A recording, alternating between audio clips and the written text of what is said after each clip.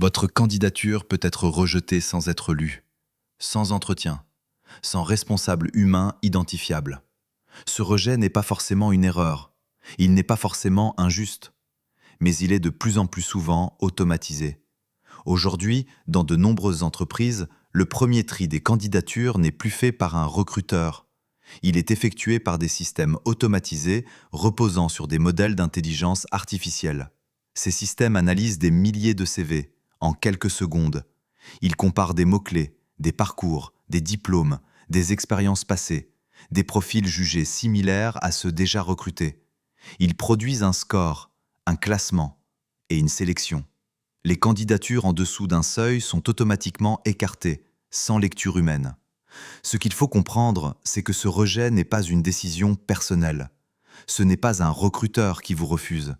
Et ce n'est pas non plus l'IA qui choisit seule. C'est une décision encodée. Des critères ont été définis. Des priorités ont été fixées. Et ces choix ont été traduits en règles statistiques. Lorsque votre profil ne correspond pas au modèle attendu, le processus s'arrête. Autrefois, un recruteur pouvait lire un CV atypique, repérer un potentiel, faire un pari. Aujourd'hui, ce type de décision devient rare. Le recruteur reçoit une shortlist. Il travaille sur un sous-ensemble déjà filtré. Il ne voit jamais les profils rejetés en amont. Et souvent, il ne sait pas précisément pourquoi certains candidats ont été éliminés. Le système ne fournit pas d'explication claire. Il fournit une probabilité de compatibilité. Il ne dit pas « ce candidat est intéressant mais différent ». Il dit « ce profil est statistiquement moins performant ». Plus le système est efficace, plus il est opaque. Et plus il est opaque, moins il est contestable. C'est ici que le basculement devient critique. Car recruter, ce n'est pas seulement optimiser un processus. C'est décider de qui aura accès à un emploi, à une trajectoire professionnelle, à une stabilité économique. Quand cette décision devient une prédiction, le jugement humain recule. Le recrutement n'est plus une rencontre, c'est un filtrage, et revenir en arrière devient difficile. Pourquoi ?